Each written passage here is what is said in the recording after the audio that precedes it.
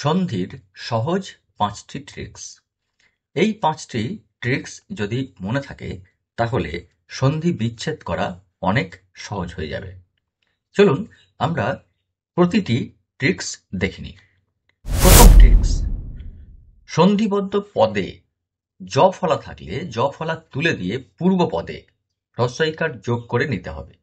পরপদে অ অথবা যে স্বরবর্ণ থাকবে সেটি যোগ করতে হবে। কিরকম দেখুন, ব্যবধান এই শব্দে এখানে বয়ে জ ফলা রয়েছে, অর্থাৎ এই ট্রিক্স অনুসারে জ ফলা আমরা এই জ ফলা তুলে দিয়ে কি করব না বয়ের সঙ্গে রস্বই যোগ করব। এরপরে যেটি পড়ে থাকছে সেটি হলো ব ধান, অর্থাৎ এই জ ফলা তুলে দেওয়ার পরে এই অংশটি পড়ে রইল। আমরা কি করব, এর সঙ্গে অ যোগ করব। ঠিক আছে, কারণ বলা হয়েছে অ অথবা যে স্বরবর্ণ থাকবে সেটি যোগ করতে হবে। তো এখানে আমরা অ যোগ করব। অ যোগ করলে কি হচ্ছে না অবধান, অর্থাৎ বি যুক্ত অবধান। এটি হচ্ছে ব্যবধান শব্দের সন্ধি বিচ্ছেদ। এরকম ব্যবসা, ব্যস্ত, অভ্যস্ত। ব্যবসা এখানে আমরা কি করব, এই একইভাবে জ ফলা তুলে দিয়ে রস্বইকার যোগ করব, অর্থাৎ বি। পড়ে রইল ব সা, এর সঙ্গে আমরা অ যোগ করব। যেহেতু জ ফলা তুলে দিয়েছি তো এখানে শূন্য স্থান তৈরি হয়েছে। শূন্য স্থান অর্থাৎ এখানে হবে অ, তার মানে অবসা, বি যোগ অবসা। একইভাবে ব্যস্ত, অভ্যস্ত। অভ্যস্ত দেখুন ভয়ে জ ফলা আমরা কি করব, এখানে হ্রস্বইকার দেব, অর্থাৎ অ ভ, অর্থাৎ এই জ ফলার পরিবর্তে হয়ে যাবে এটা অভি। তারপর যে শূন্য স্থান তৈরি হলো সেই জায়গাতে হবে অ, তাহলে অ আর দন্তস্বয় ত, অস্ত, অভি যুক্ত অস্ত। এইভাবে আমরা প্রথম ট্রিক্স অনুসারে এই ধরনের শব্দগুলিকে সন্ধি বিচ্ছেদ করতে পারি। চলে যাচ্ছি পরের ট্রিক্সে। সন্ধিবদ্ধ পদের মাঝে একার থাকলে পরপদে হ্রস্বই বা দীর্ঘই হবে। এখন পরপদে হ্রস্বই নাকি দীর্ঘই কোনটা হবে আমরা বুঝবো কিভাবে? দেখুন, যদি শব্দের উচ্চারণে যদি এস আসে, এস, তাহলে হবে দীর্ঘই। কতগুলো শব্দ আমি এখানে দেখাচ্ছি। দেবেশ, নরেশ, দেবেন্দ্র, মহেন্দ্র। দেখুন প্রথম দুটি শব্দে দেবেশ, এখানে কি আসছে উচ্চারণে এস, অর্থাৎ এক্ষেত্রে আমরা দীর্ঘ ই ব্যবহার করব। তাই দেবেশ এখানে আমরা একার তুলে দিয়ে, এই যে মধ্যে একার রয়েছে এই একারটি তুলে দিয়ে আমরা কি করব, দেব, তারপর যুক্ত চিহ্ন দেব। এবার পড়ে রইল কি, দেবের পরে এস পড়ে রইল। এই এস থাকার জন্য আমরা দীর্ঘ ই দেব, দীর্ঘ ই যোগে তালব্য স, অর্থাৎ ইস। ঠিক একইভাবে নরেশ, কিন্তু দেবেন্দ্র এই শব্দে কিন্তু আমরা এস পাচ্ছি না, অর্থাৎ এখানে হবে হ্রস্বই। তাই এটি দেব যুক্ত ইন্দ্র, হ্রস্বই যোগে ইন্দ্র হবে। চলে যাই পরের ট্রিক্সে। সন্ধিবদ্ধ পদের উচ্চারণে এক, যদি অয় হয় তাহলে পূর্ব পদে একার যুক্ত হবে। আর ২ নম্বর ট্রিক্সটা কি, উচ্চারণ যদি আয় হয় তাহলে পূর্ব পদে ঐকার যুক্ত হবে। কিরকম দেখে নেওয়া যাক। যেমন ধরুন শয়ন, এই শব্দের উচ্চারণে আমরা কি পাচ্ছি, শয়ন, শয়ন, অয়, অয় পাচ্ছি আমরা। তো তাহলে এখানে আমরা অয়ের পরিবর্তে কি করব, পূর্ব পদে অর্থাৎ তালব্য স এর সঙ্গে একার যুক্ত করব, অর্থাৎ সে।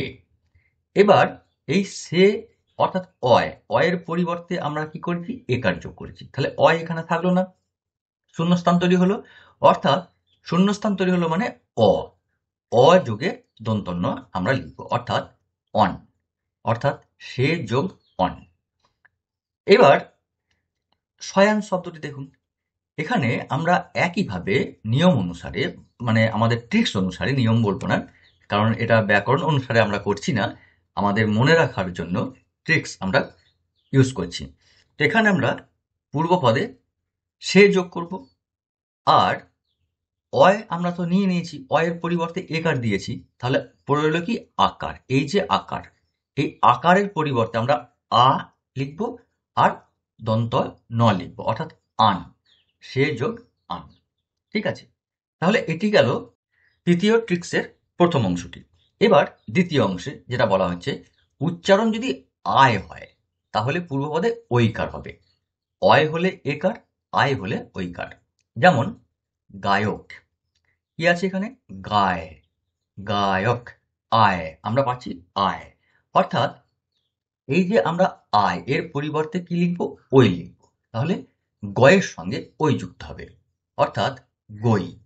এবার যুক্ত দেব, তাহলে আয়ের পরিবর্তে আমরা ওই নিয়ে নিয়েছি, কি পড়ে রইল? এখানে শূন্যস্থান তৈরি হলো, এই অংশে শূন্যস্থান তৈরি হলো, অর্থাৎ অ, তার সঙ্গে ক, অক, গই যোগ অক। এইরকম ভাবে আমরা নায়ক, গায়িকা, নায়িকা এই ধরনের শব্দগুলি কিন্তু তৈরি করতে পারি। চলে যাই পরের ট্রিক্সে। বলা হচ্ছে সন্ধিবদ্ধ পদের উচ্চারণে এক, যদি অব হয় তাহলে পূর্বপদে ওকার যুক্ত হবে, আর যদি উচ্চারণ আব হয় তাহলে পূর্বপদে ঔকার যুক্ত হবে। ঠিক আছে, এবার দেখে নেব উদাহরণ। ভবন, দেখুন এই ভবন শব্দটির উচ্চারণ করতে গেলে আমাদের কি আসছে? ভবন, অব, অব, এই অবটি আমরা পাচ্ছি। তাহলে আমরা এই অবের পরিবর্তে পূর্বপদে অর্থাৎ ভয়ের সঙ্গে কি করব? ওকার যুক্ত করব, অর্থাৎ ভো হবে যুক্ত। এবার কি পড়ে রইল? অব বাদ দিয়ে, তাহলে এখানে পড়ে রইল আমাদের দন্তন্য, আর অবশ্যই এখানে একটা শূন্য স্থান তৈরি হয়েছে, তার জন্য অ, তাহলে অন, ভো যুক্ত অন। এইরকম দেখুন পবিত্র, পবিত্র অব আমরা পাচ্ছি, তার জন্য পূর্বপদে আমরা পয়ের সঙ্গে ওকার যুক্ত করব। আমরা অব এখান থেকে এই পবিত্র শব্দ থেকে অব নিয়ে নিয়েছি, ঠিক আছে, কারণ অব নিয়ে আমরা তার পরিবর্তে ওকার যুক্ত করেছি। তাহলে এখানে কি পড়ে রইল? পড়ে রইল রস্বই আর তয়ের ফলা, অর্থাৎ এর সঙ্গে আমাদের যুক্ত হবে রস্বই কারের জন্য রস্বই আর তয়ের ফলা ইত্র। দ্বিতীয় যে অংশটি, যেখানে বলা হচ্ছে আব, আব থাকলে ঔকার হবে। নাবিক, নাব, আব রয়েছে, তাহলে আমরা পূর্বপদে কি করব? ঔকার যোগ করব, অর্থাৎ দন্তন্য এর সঙ্গে আমরা ও যোগ করব, নৌ। এরপর আমাদের আব অংশটা নিয়ে নিয়েছি, তার ফলে যে অংশটি পড়ে রইল পরপদে সেটি হলো ইক, রস্বই আর ক, অর্থাৎ ইক, নৌ যুক্ত ইক। এরকম ভাবে আমরা ভাবুক, পাবক এই ধরনের শব্দগুলি তৈরি করতে পারি। চলে যাই পরের ট্রিক্সে। সন্ধিবদ্ধ পদে যদি দন্তস্ব, তালব্যস্ব, মূর্ধন্য ষ কিংবা র বা রেপ চিহ্ন কিংবা ওকার থাকে, তাহলে এগুলির পরিবর্তে বিসর্গ বসাতে হবে। কিরকম?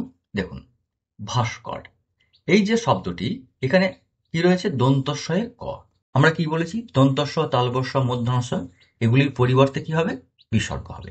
তো এখানে দন্তস্বয়ে ক রয়েছে, আমরা দন্তস্বটাকে তুলে দেব। ঠিক আছে, দন্তস্ব তুলে দিয়ে পূর্বপদের সঙ্গে বিসর্গ যোগ করব, অর্থাৎ ভা, ভাইয়ের সঙ্গে বিসর্গ যুক্ত করব। এরপর দন্তস্ব তুলে দিয়ে বাকি অংশটা কি পড়ে এলো? ক আর র, এটাকে আমরা লিখে দেব কর, ভা যুক্ত কর। এরপরের দুর্যোগ, রেফ রয়েছে এখানে, রেফ থাকলেও আমরা তার পরিবর্তে বিসর্গ বসাবো। তাহলে দু, এই পূর্বপদ দু এর সঙ্গে কি হবে? আমরা বিসর্গ বসাবো।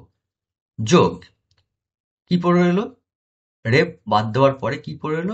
যোগ, অর্থাৎ দু যুক্ত যোগ। তপবন, ওকার রয়েছে, এখানেও ঠিক তাই, ওকার তুলে দিয়ে আমরা কি করব? বিসর্গ বসাবো, অর্থাৎ তপ, ওকার তুলে দিলাম, বিসর্গ বসালাম, যুক্ত বাকি অংশটি আমরা এখানে লিখে দেব বন। তো এইভাবে আমরা কিন্তু সহজ ট্রিক্সের মধ্য দিয়ে আমরা সন্ধি বিচ্ছেদ করতে পারি। তো এরকম আরও যদি কিছু ট্রিক্স আপনাদের প্রয়োজন হয় বা এগুলি যদি মনে হয় যে হ্যাঁ মনে রাখার জন্য অত্যন্ত হেল্পফুল, তাহলে তা কমেন্টে জানাবেন। আমরা আরও অনেক ট্রিক্স আপনাদের জন্য পরবর্তী ভিডিওতে নিয়ে আসবো। সকলে ভালো থাকবেন। ধন্যবাদ।